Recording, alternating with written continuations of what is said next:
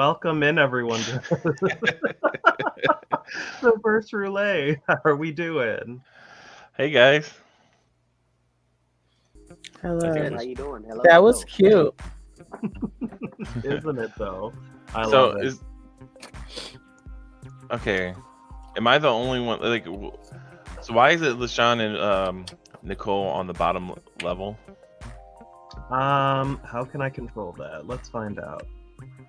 Like, I feel like we need to mix that up a little bit. Oh, here we go. Put me on the lower level. Okay.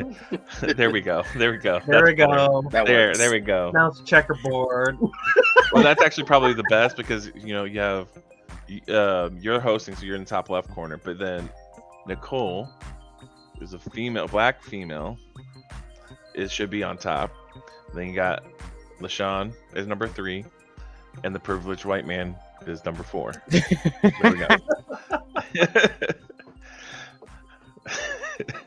That's a lot to unfold there for the first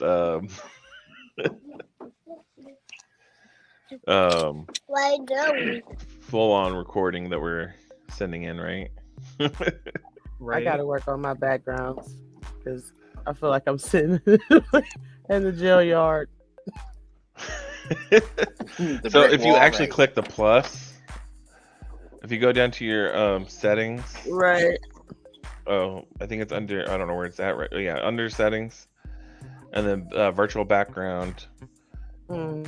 You see the plus symbol, click on that, you can upload a photo that you have. That's where I went. They didn't have much of a variety. Well, it's, if you upload photos, it's something that would be on your device. Nicole, you full on froze for a minute there with your mouth wide open. Oh. I seen that.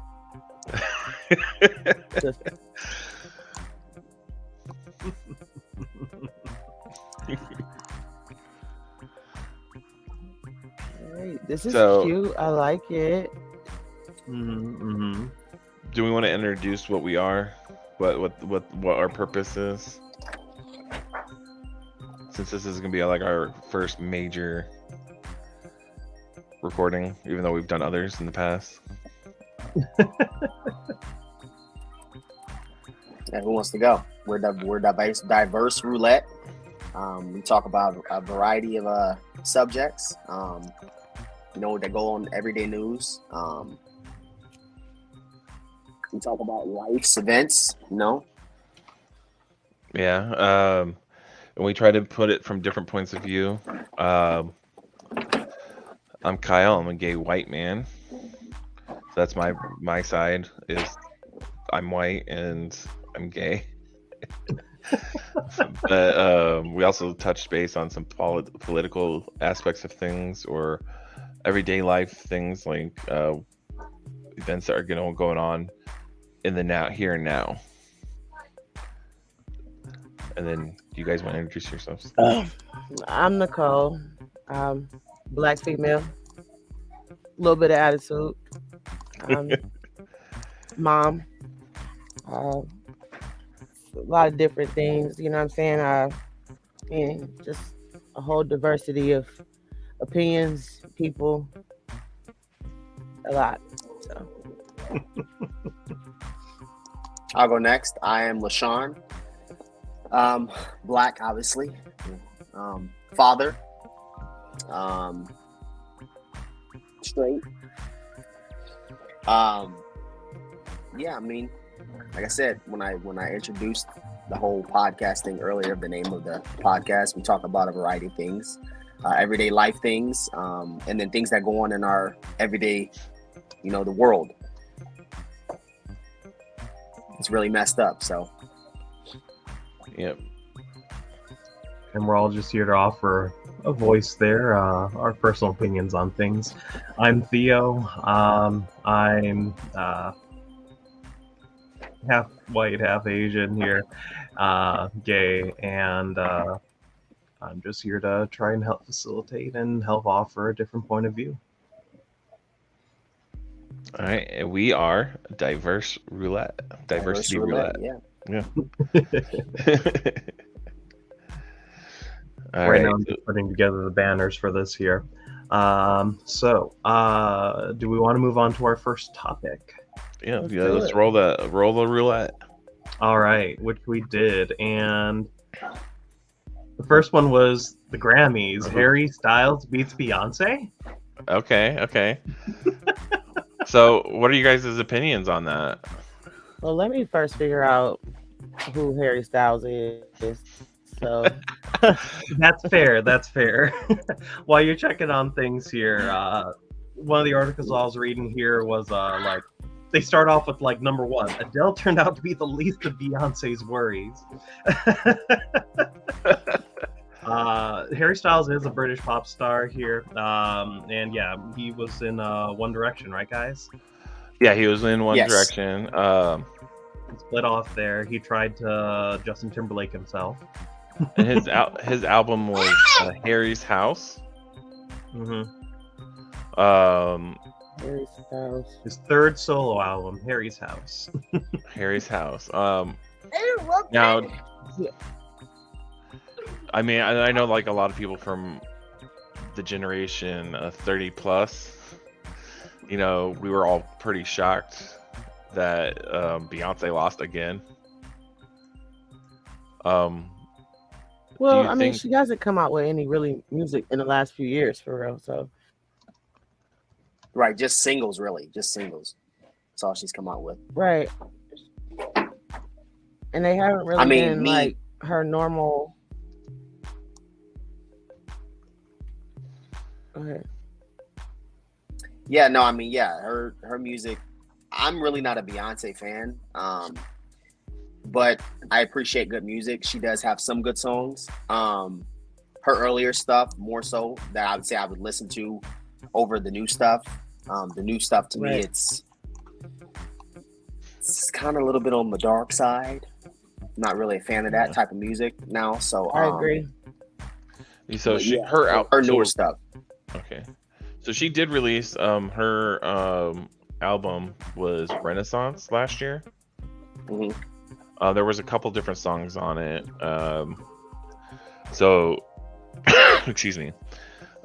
We're not here to advertise for the different songs that they have. So but I think that, you know, that Beyonce does deserve some kind of award. Like, she always gets won out by some new artist.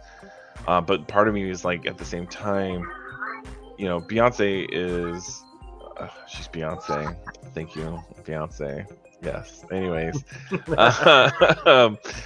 she's a gay icon for many reasons.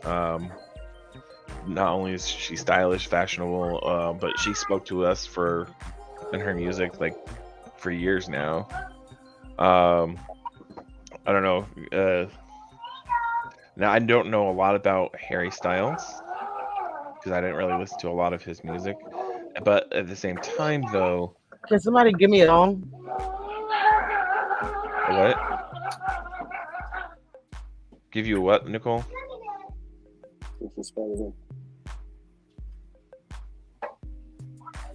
Nicole, I didn't hear what you What said. does I'm he sorry. sing? So, I said, what does he sing? Okay, so he sings. Here, let me just post a couple of his songs here. I wonder if it will let me. He has some good music. He really does.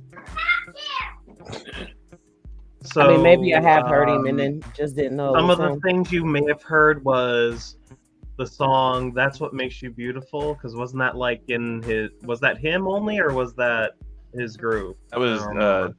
One Direction. That was One Direction. Yeah, Watermelon that's what Sugar. makes you Oh, beautiful. I know that one. Watermelon Watermelon Sugar. sugar. Mhm. Okay. Uh-huh. Yeah, that's a good song. The Story of My Life, I think, is Okay. one of his. Yeah, right? that is one of his. Cherry is one of Mhm. his songs. Cherry's a good song. Oh, yeah. Yeah, Cherry's a good song. I think the best song for his was probably Late Night Talking. Don't ask me to sing. I'm not a singer. That was one of the ones off of his 2022 album, Harry's House. Here, I'll post the link for it if it will let me here. Trying to. In the I private don't want to chat. play it for myself. I want to share the link. Okay. because we definitely don't want to play it on here because that would be DMCA. I'm gonna post it Copyright. on our Discord. If anybody wants to join our Discord, just message us. We will have a public chat eventually. Once we start having followers, I guess. We have to post this to like Facebook and YouTube. I was thinking were the two places we would post it first, and then we could share links on other platforms. YouTube mainly though, because yeah. To give you an idea of what that song's probably like, I haven't heard it personally here, but Harry's House album was. They said there was more like influence of like 80s synth pop and classic rock kind of sound. Yeah. So that to give you an idea of what kind of album that was going to be there. Beyonce, on the other hand, added. So yeah, her album I guess was for it was Renaissance, right? Yeah. Which was quote from a Vulture.com article here, a spectacular holistic project celebrating blackness and queerness that many critics have declared the record of 2022. So it is it was I guess pretty close there, at least in circles of people that have no political agenda with music. Yeah. And this is why I think, and like both artists are amazing artists, and both represent the queer community very well, or like speak to like our troubles and struggles and what have you. I think one of the things is what happened, and this is probably why Harry won over Beyonce, is because Harry uses the social media, the most relevant social media platforms better than Beyonce does. Right. And that's probably why. She doesn't really have to. She's Beyonce. Well, but the thing is, like, and I agree, like, you know, she is Beyonce, but with the generation that's coming up right now, that's how they get all their music. That's how they find out who artists are. And if you're not sharing on like TikTok, Insta, sometimes Twitter, not so much Facebook anymore. Like, yeah, Facebook is kind of relevant, but that's more for like older folks. This new generation, they are on TikTok, and I've seen Harry on TikTok. I've like maybe seen one thing from, I don't even think it was actually from Beyonce on TikTok. I think it was just her content someone else posted. You'll call me old without calling me old, then. But that's the thing, like our generations, those of us that are in our 30s, about to be 40s, YouTube was when it became a thing, was how we got our music. We also used other like Livewire and Kazaa and other means to find music, or we went to the record store, got a CD, put it in our Walkman and listened to it. Right. Like, or we heard it on the radio. Or you sat and you made your mixtapes there because you couldn't afford any of that. Exactly. Now, but everything's becoming digital. Everything is so digital now that if you don't go with the digital outlook of things, you're unfortunately going to become a thing of the past. I mean, but I think that Beyonce got, so many other different vested ventures that, maybe music is probably just taking kind of a backseat, you know what I mean? And then she put out an album, but I mean, the people wasn't feeling it. They, the generation that we in right now, they're just feeling something different. Right. Did you see Beyonce? But Beyonce's fashion is, love her. Always and forever. Love her. But did you see that the bling diamond encrusted like cowboy outfit that she had with the cowboy hat? It was like, yeah. So did you hear the story about that hat? Mm-mm. She bought that hat on some vendor, from some kind of vendor that wasn't like a well-known brand or anything like that, and the vendor had to shut down her business because she couldn't produce them fast enough. Because after Beyonce wore it, and that speaks volumes to how relevant Beyonce still is. that she can buy a hat like that and shut down a business that's too small to produce on a high level. She definitely still has her presence. You know what I'm saying? She always will. Mm-hmm. You know what I mean? But just like with all older artists, you know what I'm saying? Sometimes it's your time. Well, see, Right. I wouldn't even say more so. I wouldn't even say that it's her time or she's taking the back seat, because just of who she is and her name alone, like you see some of these artists that are out here, right? And then they need promotion, they need backing by the labels and stuff to promote these albums and stuff when they get ready to release. Her exactly. Her, like, for her to even come in second place to becoming album of the year, right? She didn't even announce that she was going to release an album, right? And she still went double platinum, went diamond and stuff. She can release an album on iTunes or something like that, and it's still going to outsell everybody. Now in this case, it didn't win album of the year, but it still outsold all the other artists that were in the category or even recognized to try and even get that award for album of the year, right? She still beat them out. Obviously not Harry Styles, but just her name alone, it boosts her above everybody else, like to where she doesn't need to promote anything. She just off of her name.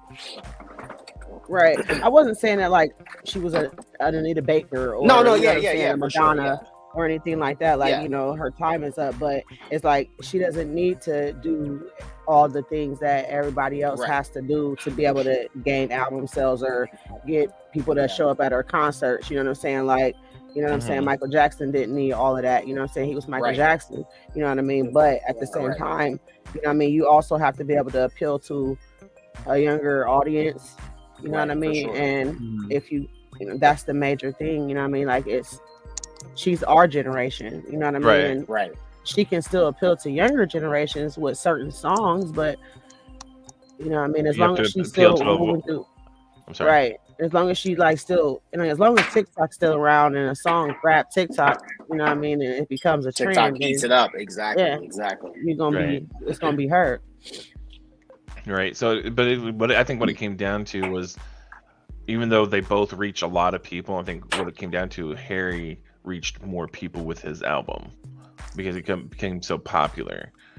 Well, you couldn't turn on the movies, the radio, or TikTok or anything else without seeing Harry Styles without hearing there throughout the year of 2022. Absolutely. He was at the forefront of their minds. Right.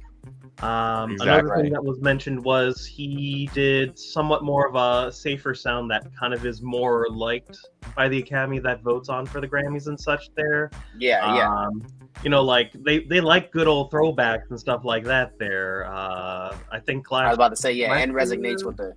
Was it like Lizzo had won something there for about that time? Lizzo. It really was a good, feel-good 80s throwback there. So the Academy was like, "Oh yeah, this time we'll give it to not the usual people,"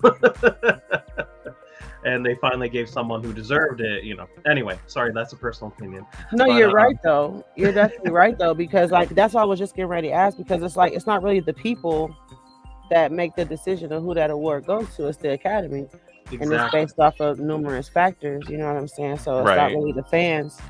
But they do take into effect, like, okay, is his music, like they look at the statistics of the different platforms where their music is being played and which one's being played, which one's being requested more, which one's actually has more listeners, and which one, like they look at the radio stats, and it has a factor in it. Yes. Yeah, so those play a huge part of it.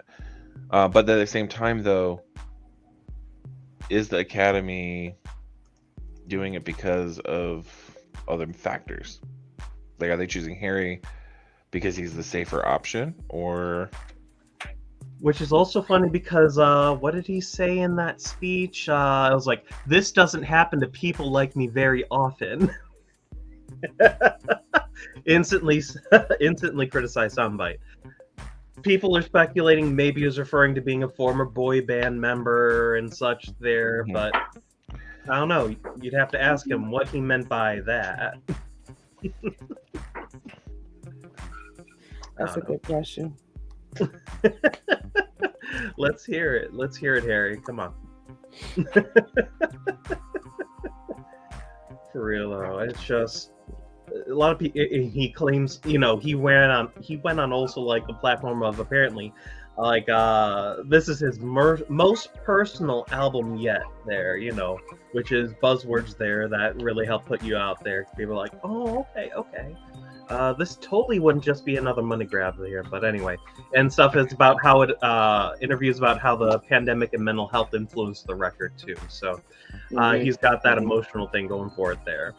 So yeah, and he's been accused recently of queer baiting because he's just not being like because he dated Taylor Swift, he dated Olivia.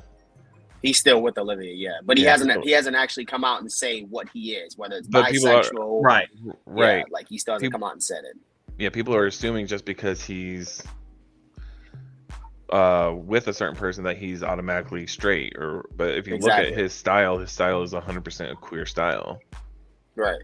Like he's not got like metrosexual, like yeah, he's just in tune with him. He's more in tune with his feminine side. There's nothing wrong with that. Now, I know a lot of people like that though too. Yeah. Right.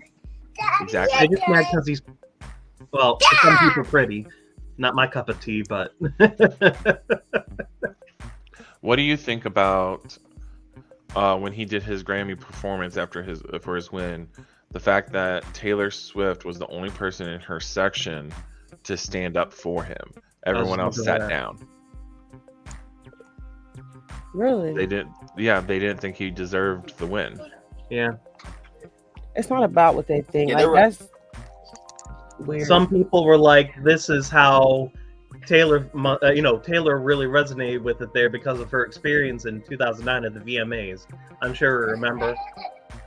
Mm-hmm. When Kanye came up. told her Kanye. to Yep. But to be honest, Taylor wins. She wins every award. She's always winning Album of the Year and stuff. Like, let somebody else win for a change. Let somebody else perform better. That's what I'm telling you live. Exactly right. For real. For real. Are you saying it's me? Hi, I'm Honestly. the problem. It's me. Right. Who's that? The writer of that song? It's me. I'm the problem. We gotta quote that. Who is it? Sorry, I got a splinter in my video palm. of her standing, and then you gotta like put over it the what's it called? Instead of like how people will do like the war flashback things, but then it's just her standing there going, "It's me." Sorry guys, I'm distracted. I got a splinter. It's okay. Okay. Oh. All right, so that was our first topic. All right. Yeah, I think we've touched on everything we can on that. So our next topic. So you can remove that from the. Yep, I already did. I already ran through them there so that we weren't wasting time on waiting. So the next thing is if you want to look up HR, this is a House of Representatives Bill 1095. This is one that was introduced on, I believe, the 17th of this month, and it's to declare an AR-15 style rifle chambered in a .22 223 Remington round or a so on and so forth NATO round to be the national gun of the United States. Do what now? They want to make essentially an AR-15 style rifle the national gun of the United States. We already got national birds and all that other stuff there. They want a national gun. What could be more American than the gun they have used that has been used to commit essentially like homegrown terrorism, mass murderers, school shootings? Why not? Why wouldn't this be proposed by the Alabama Representative Barry Moore and supported by Georgia's Andrew Clyde, Colorado's Lauren Boebert, or New York's George Santos? What a better way to celebrate America than the gun that kills Americans the most in mass shootings and other horrific events like this. I mean, It's currently only at the introduced status here. Well, But hopefully it don't go for no real. further. For real.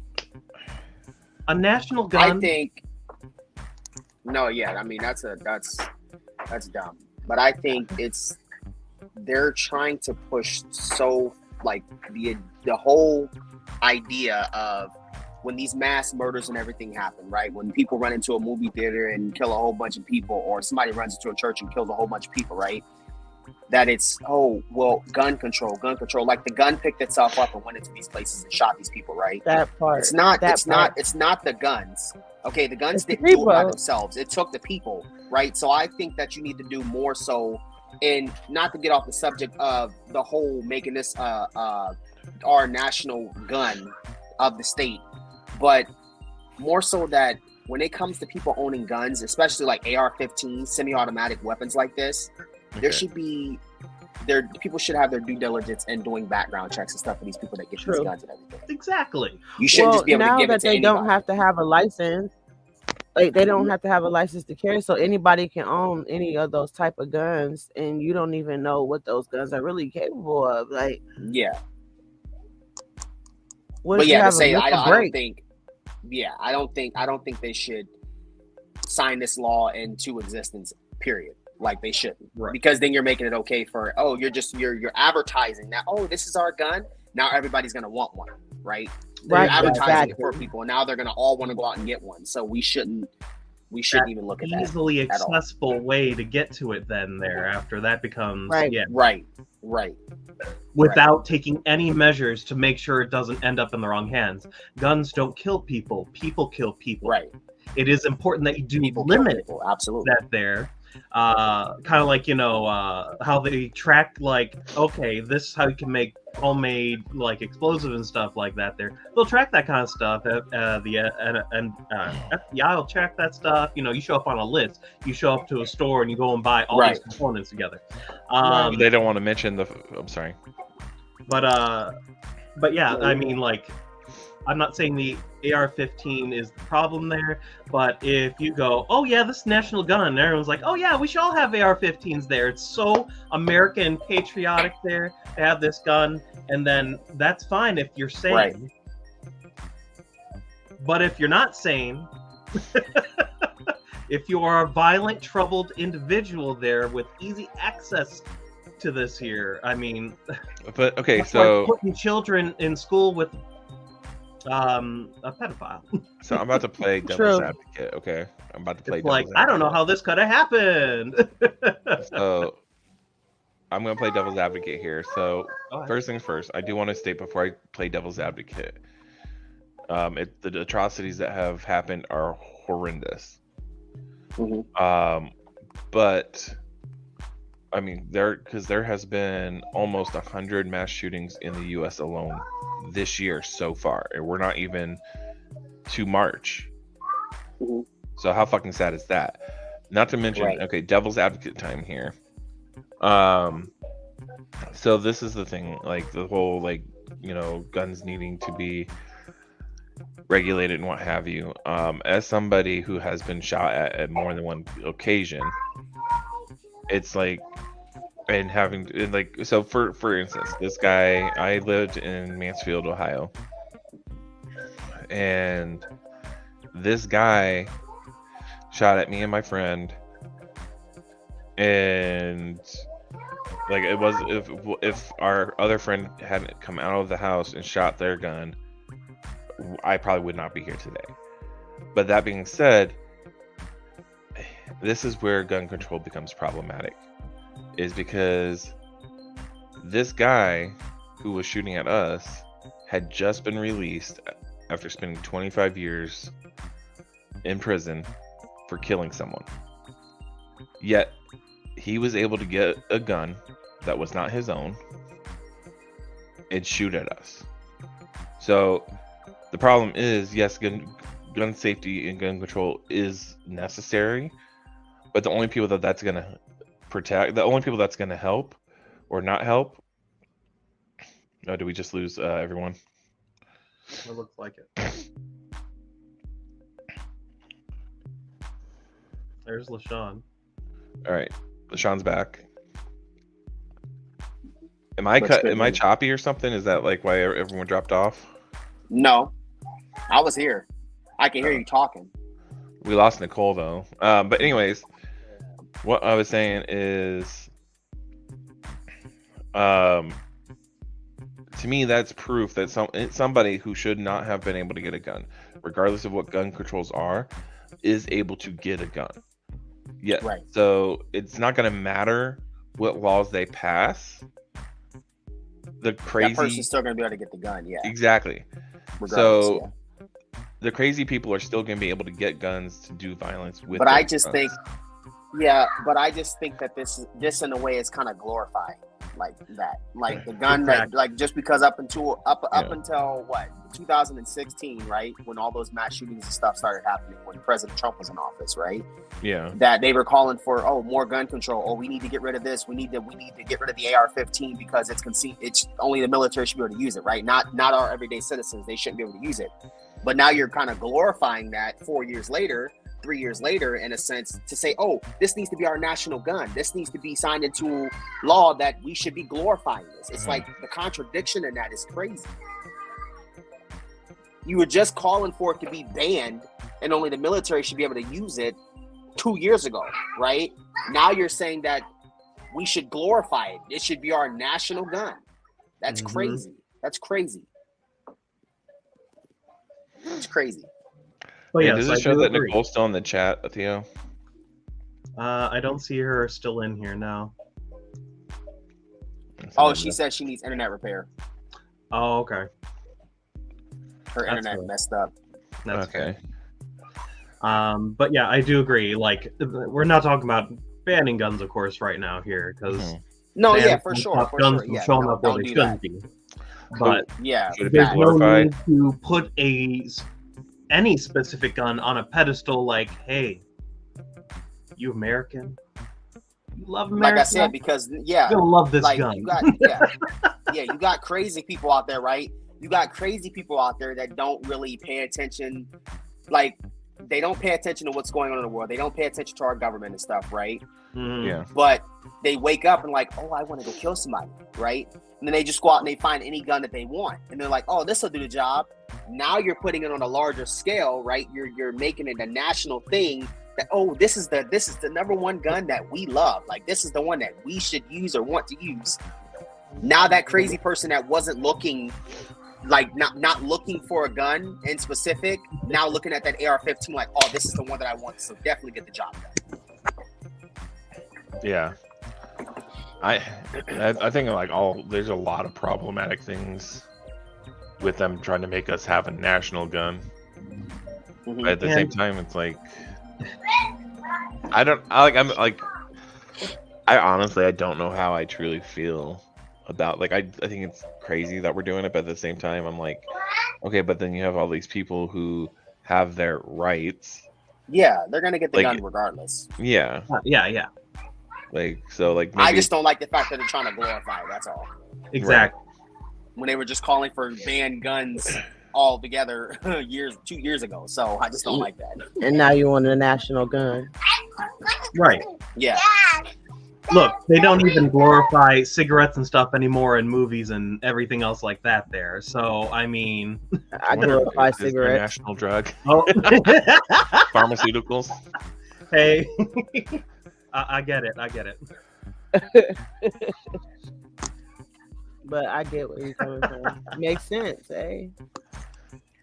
But I mean, like, yeah, let's not glorify things like that. They're Glorify glorious things that on their own. cause They don't need mass- any pedestal. Yeah, like you're glorifying things that cause mass destruction, like mass Murder. just murders, like things that cause misery. Like, I don't know. And I still think it's weird, or not weird, but you know, we're talking about all these different things in the world right now, but they're not mentioning a single one of those gun shootings, mass shootings. Like, they're covering that up. Like almost 100 mass shootings this year. Right. You They haven't don't heard really anything on talk a about national it scale here. about them. Okay, but they're gonna. Yeah, you haven't heard anything on a national scale about them.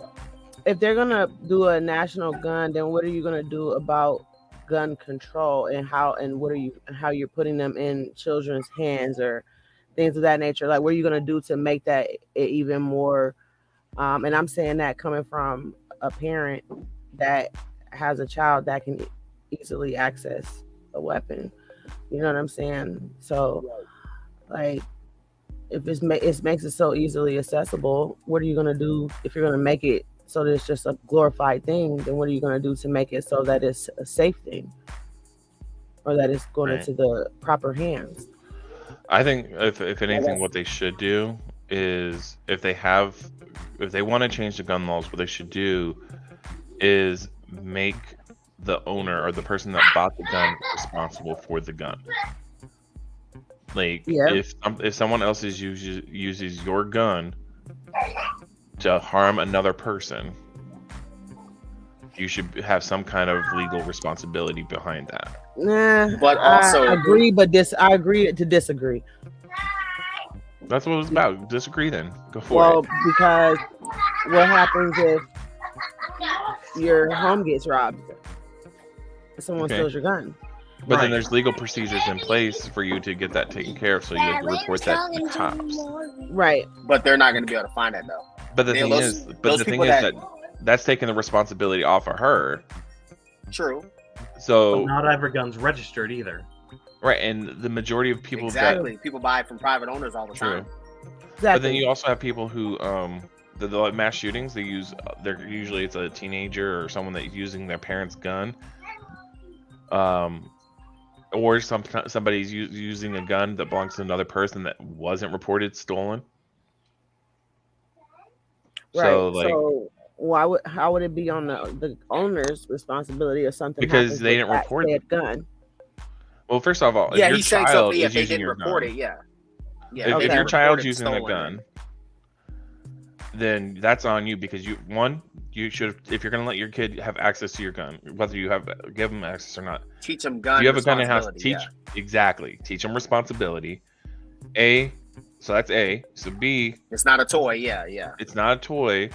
Why wasn't it under better lock and key, or like in a safety deposit box or something like that was like, and if you're and safeguard that to a point where your child doesn't have access to that. Come up with a better system. If they're not responsible, yes. They're not responsible. Right. Yeah. And you, as a parent, you know if your child's responsible or not. Right. Like, if you look at your child, would you trust your child with a gun in their hands? Right. Listen, okay. So you can say, okay, you can have the most responsible child. You know what I mean? This is just me coming from a mother. You know what I'm saying? A single mother. You can have the most responsible child in the world, but at some point it could be anything from a mental something that could happen, or something that could have triggered something that could cause them to go completely, left. I mean, anything can happen, and as a child, teenager, every day, like, you know what I mean? Like, your seemingly normal child could be something totally different, and you might not even notice it, because kids have a way of keeping things from people just like we do. You know what I'm saying? We can walk around every day and have the biggest smile on our face and could be dealing with the worst things in life. You know what I'm saying? And kids have a way of doing that too, where they don't want to tell us things. You know what I'm saying? Like, LaShawn, I'm sure you agree. You have, daughters, older daughters, you know what I'm saying, and teenagers that go through things, and they don't always want to communicate with us, for sure, because they don't think that we will understand, when they don't realize that we've been there before, and we can probably help in that situation, and bring that situation to a close. But they don't want to tell us because they think that we would like discipline them in some type of way, and they don't want that, or they try to hide it from us. So it's a lot of different factors that go into what these, kids go through when it comes to gun control. You know what I mean? If your kid could be being bullied and they don't even want to tell you or anyone else, because for fear that you might retaliate, because they know how you are as a parent. You know what I'm saying? But that knowing that, okay, so let me ask you this. This goes to both parents. Knowing that if you have a gun and you aren't sure of what may or may not happen with your child with that gun, in the house, would you, I'm gonna if keep it there locked was, up. if you knew there was going to be more Right. repercussions for you if your child was to get a hold of that gun, would you take more steps to prevent them from getting a hold of that gun? Absolutely. I mean, we have lots of weapons in this house. You know what I'm saying? Like my child, the one that is here with me, she knows that they're here, but she doesn't know where they are or how to access them. So, you know what I'm saying? She doesn't need to, because it's not her job to protect herself in this home. It's our job to protect her in Right. this home. So she doesn't need to have access to them or even know where they are. You know what I'm saying? She just knows that they're here. Right. So, So then anytime that, but you know, anytime a child uses a weapon that is yours to harm another, why should you not be held reliable or responsible for that? Not like to the in fullest that case, extent. absolutely. I mean, in that case, I do agree. Like I said, I agree to disagree, because in some aspects, it could be like, I don't want to bring race into it. You know what I'm saying? Mhm. But 9 times out of 10, when it's a school shooting, it's not an African American child. And that's just being, I mean, I'm just being honest. I'm sorry. You know what I'm saying? Like, it's statistically, the numbers don't lie. You know what I'm saying? Like, it's not going to be an African American child. Whereas majority of the African American community are the ones that are, you know, in the poverty range, that probably could, you know what I'm saying, probably could spaz out or do something like that. But it's the more privileged children that are the ones that end up causing the problem like that. You know what I'm saying? Like, and that's just my opinion. It's a good one. You know, I honestly, I think that all the time, as you know, or my nieces or my nephews can be the next to snap, like based off of their life, you know. But I just don't understand, like, what are you snapping from? You know what I mean? Like, you're privileged, you know what I mean? And it's children, Well, you know what I'm saying, on the other end, that and this is like really where the privilege doesn't always cover everything, because like growing in a white house, up in a privileged home, you know, there's a lot of trauma and a lot of things that we don't talk about and that happen. Like they don't get the help that they need. The youth don't get the help. The parents don't always. My parents, like, disclaimer, my mom and I talk about things all the time. Like, I love my mom. There's a disclaimer there. But I've seen where it's always like I've seen homes where the parents do not talk to their kids about things, where they do not provide them with the understanding, or like if the warning signs for their kids having those possible triggers, they ignore them. And they're like, oh, that's not going to be my kid. That's not going to, you know, like they don't. And like I've seen other families of different races where their families are more like, I don't know how to, like, they're more like a family should be. They're close. They talk to each other. They talk to each other. Day, There's that communication about everything. Yeah. And I've seen. That's how I talk to my kids every day about everything. Exactly. No matter what it is. No matter what it is. I said, listen, I don't care what it is. You look like something's bothering you. How was school today? What's going on in your life? How are your friends? How are people talking about you online and stuff? Like, because I see the era that they're growing up in. A lot of it has to do with like the social media and all of that stuff, and people getting bullied online and everything. And I'm just like, look, are the kids on the bus being nice to you? Like, what's going on? Like, I'm involved in their lives to that aspect, because I don't want my kid going through every day and stuff, like you said, not wanting to talk to their parents and stuff, or not wanting to share things. From any subject of no matter what it is, I tell my kids, don't feel that you have to go behind my back and hide anything, that you're scared to talk to me about anything. We talk about sex. We talk about everything. Because I would rather you come to me with that, right? And then me get you the protection and stuff that you need if you did want to go that route and stuff, to where I know that you're protected. You're not going to go out and just catch anything. Or if anybody's bothered or something, then I'm going to take care of it, like I'm supposed to as a parent. And this my is job thing, is like, to protect you as your dad. And this is the thing, like, that's awesome. That's amazing. But I can see, looking at my past, looking at the things that I dealt with as a privileged white man, like there's things that I could have very easily, I'm going to tear up a little bit, like this is like bringing like close to my heart here.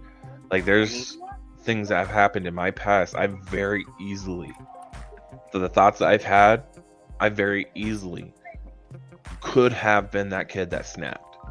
I could have been. Same here, yeah. Same here. And I couldn't talk to my dad. Mhm. I couldn't talk. Like, I love my mom, but I didn't feel like I could talk to her about those things. But my mom still gave me love. She still cared for me. And if she hadn't provided me with that love, then I probably would have. And, you know, it's just having a home, like, there's, like, some homes don't have that open communication. Like, sex was taboo growing up in our house. Anything of a sinful nature was considered taboo. We didn't even actually discuss those things. So restrictive. Like, there was a lot of restrictions. Like, you had to put off a certain personification. Like, when you're in public, you couldn't be like, you had to be this perfect little family, and like everything that happened in the house was like different. Like, I mean, I know, like, you guys probably had this too, like, where you had your ass beat for something that happened in public. Mm-hmm. For sure. Yeah. So, like, no, I don't think. I don't. Yeah, I don't. I don't know where I was going with that. I lost my track. You're good. I don't think any parent, especially me, like being a dad of all girls, right? Mm-hmm. If I had a son, I think it'd be a whole lot easier, honestly. But I don't think any parent wants to have, like I said, especially being a dad of 5 girls. I never wanted to have that, and I never want to have that talk with my girls about sex and stuff. But listen, I'd rather have that talk with you and stuff to where you understand, you know, the effects that can have on you, short term and long term. That, okay, well, if you have a boyfriend or whatever, which I don't want you to ever have a boyfriend, I'd be okay if you all grew up to be lesbians. I'd be perfectly okay with that. You know, I'm okay with that. Go ahead, do it. Like, I don't want you with a boyfriend, not at all, a boy at all, period. But like talking to me and stuff to say, Dad, look, you know, I've had this boyfriend, you know, we've been together for this long and stuff, and we're thinking about taking the next step. No dad ever wants to hear that from his daughter, but my job as your parent is to protect you. Okay, well, you know what? You don't have any protection. You're not on birth control or anything.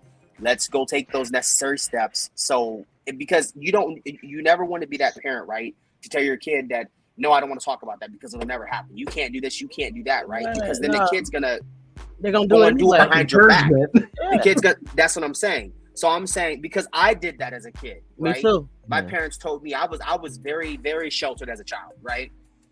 My parents told me I was 21 living with my parents still, right? Have a girl over, and my mom would yell down the steps. Now there was an apartment in the bottom, like we built an apartment in our basement. But I was 21 years old and I had a girl over. My mom, 2:00 in the morning, goes down. Is she getting ready to go home? I'm just like, bro, like, I'm 21 years old. What are you talking about? But I'm like, I understood where she was coming from and stuff, just because, yeah, she wasn't ready for no grandkids or nothing like that yet. You know, she didn't want me to do anything that was gonna, you know, affect my life or whatever negative. Right. So I'm like, dang, Mom, like, chill out. Like, I got this. Chill out. Like, let me be, bro. I'm 21. Like, let me be. Like, my 19-year-old who's getting ready to be 20, like, she makes smarter choices, you know, but she took the right steps, and when she was ready to do that, she made sure she was on birth control. She made sure she used protection every time and stuff, like, and she'll tell us, like, yeah, you know, I'm talking to this guy or whatever, we haven't done anything or whatever, but we're thinking about it and stuff. And I'm like, hey, as long as you're protected, that's all I care about. She goes and get STD tested all the time. I said, as long as you're careful, it's all I care about. Same with the younger ones. Whenever they're ready to have that conversation, I'll have it with them. Whenever you're ready, just let me know, and then we'll take the right steps to make sure you're protected. Haven't yet? This goes out to the parents again. Have either of you had your kids come to you to tell you that they were being bullied? Oh yeah. Oh yeah. Yes. What was your reaction? You want to go or? My reaction was, who is it? I'm going to go beat that kid's ass, and then I'm going to beat the parents up too, because that's how Black people are. That's how we react when our kid says that anybody's bothering them. We want to jump to beat the parent up because you should raise your kid better. Well, me, I don't want to speak for all Black people, but me specifically, that when my kid comes to me and they tell me that, oh, some kid's on the bus, guess what I did? I went to that bus driver. My kid was scared to get on the bus because they knew what I was going to do. And I said, look, this little girl by this name is taking my daughter's phone when she's on the bus and stuff. using it, and my daughter was scared to get on the bus because she didn't want to do that. And the bus driver was like, "Who is it?" And the bus driver addressed it right then and there. Was like, "Oh, we don't have that on my bus." Was another black lady. She's like, "We don't have that on my bus. These kids know better than that." And she took care of it right then. And she's like, "Yep." And we'll talk to the principal when we get to school too. If she ends up getting suspended, then so be it. But we're not going to have no type of bullying on this bus or at this school. We're going to make sure we nip that in the bud now, which is how it should be. That's how it should be. Yeah, it should be. But you have kids on an everyday basis that it doesn't get dressed like that. I can say that if I may, well, coming from my son, my daughter, she's never been bullied. My middle son, no one wants to bully him. He's a fighter. But my oldest one, he's a little more timid. Right. And he always has been a little more timid. He is autistic. He was bullied a lot growing up, and it wasn't until he started actually fighting back that they wanted to start calling me and telling me like, now you want to say something. Now you want to say, but I'm like, but when I kept telling you that this was happening and this was happening and this was happening, nothing was being done. But when I tell him you fight back, now it's a problem. Right. That right there is problematic. Exactly. So if I'm always at the school and I'm telling you like, okay, this is happening to my son, this is happening to my son. So finally, when I tell his little brother, that's the fighter, to go and handle that, it's a problem. I'm a bad person. And at the time, my kids were going to a school district that was, predominantly white school district. You know what I'm saying? So it became a problem because they were picking on my son. My kids didn't have as much money as they did. You know what I'm saying? They didn't dress as nice as they did. Right. But they still had decent clothes. But they were picking on him because one, he's not a talker. He keeps to himself. Like I said, he's autistic, so he's different. But you're not gonna sit there and just continue. Then I had to get on them because they tried to put my son in a classroom that was like the basement classroom, you know what I'm talking about? I said, no, you're not going to put my son in this basement classroom just because they call him like special class, IEPs and stuff. I don't care if he might be special, but he's going to go and hang out and be with the rest of the kids that are his age, because why is he being mistreated? He's not special ed. He takes regular classes just like everyone else. He's just different. And I had to fight for that. Right. You know what I'm saying? I'm not going to say the school district, but I had to fight for that. You know what I mean? And not okay. But I don't deal with the bullying. And my kids know better. They never dealt with that. I dealt with it as a kid. You know what I'm saying? Being bullied and things of that nature. So I never wanted my kids to have to go through that. So as soon as I found out that my son was being bullied, of course, he didn't tell me. I had to be told by my other son, the middle one, the feisty one, you know what I'm saying? But he went to bat for his brother. But some parents, and I go talk to the parent, and you sitting there like, and I'm like, okay, well, what's up? You know what I'm saying? Me and you. Because you can't, you know what I'm saying? If you can't just deal with your kid, you know what I'm saying, then I'm going to deal with you. Well, this is another thing then. This is all that I have points where I'm asking these questions because it's leading to something here. So then, the teachers, God bless the teachers because they have a lot on their plates. They deal with a lot of different things, and they have to fund a lot of the stuff that they have out of their own pocket. But this is where I think that, those teachers in the classroom, the bus driver included, like they should have been given more authority to deal with those situations. Not a physical authority, but like more authority to deal with those situations. But then again, as parents, they should be backing up the teachers' decisions, because the teachers, they're spending more time with the kids of our future than the actual parents are for like the first how many years of their life. I think that teachers do have the authority to do it because they see the kids and they see what's going on. However, it's like in this new generation, the parents aren't allowing the teachers to be teachers. You know what I'm saying? Like if the teachers are trying to, and I know this firsthand because I've seen it, you know what I'm saying? I've seen where, a parent could tell a teacher could tell a parent like this and this and this is happening, but they feel like their kid could do no wrong. Yeah. So you're pretty much going against each other. The teacher is the one that's doing the right thing, and you're going against the teacher, and it's making it a difficult situation when they're trying to help your kid and you're thinking that you're helping your kid when you're really not. you're pretty much, what is the word for it? Enabling the bullies. Enabling, basically. Yeah. Yeah, and I Can agree. you guys Like, hear me? yeah, we can hear you. I think it covers up each other's voices when one other person's talking and another person tries to talk.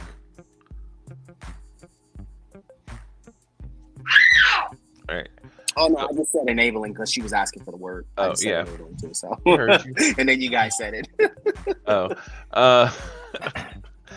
Oh, I guess if you didn't say it when we said it, then I didn't hear you. But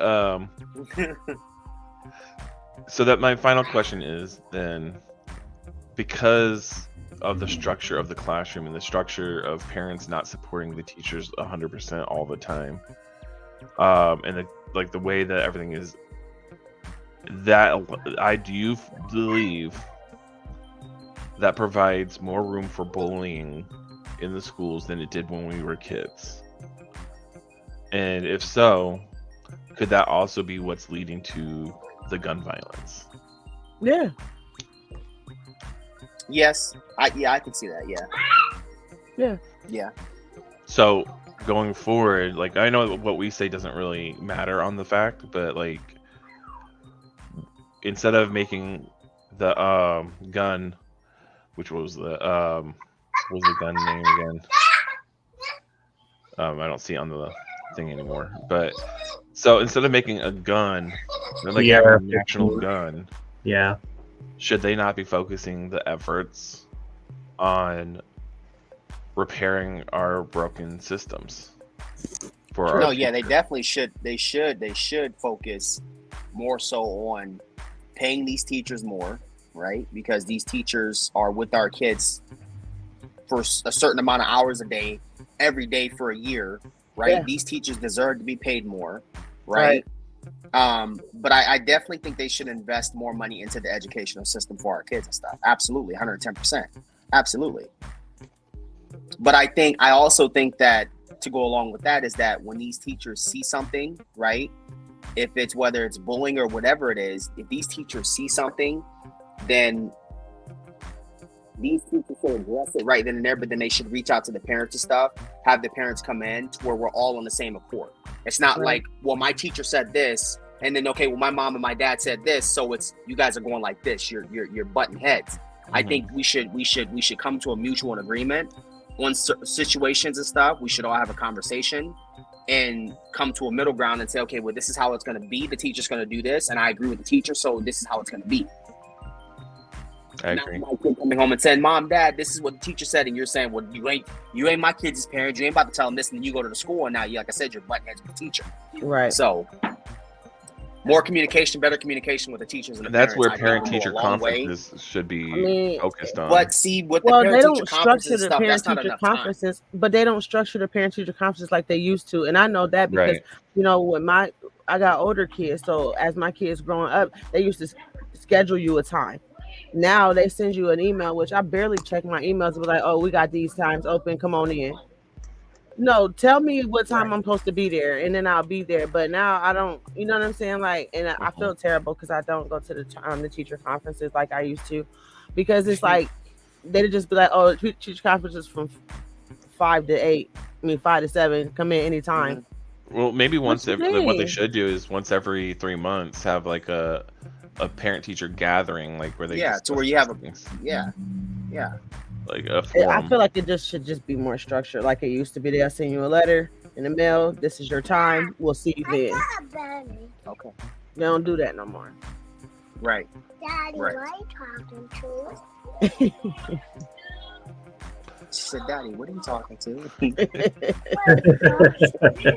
But no, yeah, I think, better communication with the teachers and stuff and the parents and stuff. I think that would go a long way into how the parents should discipline their kids and stuff too at home, because you're not just getting one side of a story, you're getting two sides of a story. And okay, you see if it kind of there's any similarities within what your kid said and what the teacher said, then like I said, you guys can come to an agreement, a mutual agreement, and say, okay, well, this is how it's going to be. Well, it's just like with parenting, you know what I'm saying, with the mother and the father, like parents should be on the same agreement. You know what I'm saying? If I say no, it's no. You know what I'm saying? Sure. And just like with teachers, you know what I'm saying? Sure. If the teacher said that you can't do this, then you can't do it. You know what I mean? Like it should be Right. all in That's how one it should be. report. For sure. All right. For sure. Okay. So I think that because we were actually Okay. 22 minutes past what our normal time, and we just hit the hour mark. Yeah, we're good. Yep. So I just wanted to get to that hour. That's all. So we had some. yeah. Now I feel like we had some really good content. We had some good discussions. It wasn't just all political. We touched on some different topics here, and I feel like we got a lot accomplished. I think so. All right. And Theo, thank you for getting us started today. Yes, appreciate it, Theo. Nicole, it's good to see you. It's a hectic one, but I'm here. I made it for the recording. And Yeah, that, that's all my that friends, is Diversity Roulette. Diverse Roulette. Yes. Diverse Roulette. If you, as listeners, our future listeners, if you message us with topics that you'd like us to cover, just comment it, and we will do our best to add it to the roulette. Absolutely. We'll have more All right, social guys. for you in the future, but just keep an eye out for that. And thanks for joining us for today.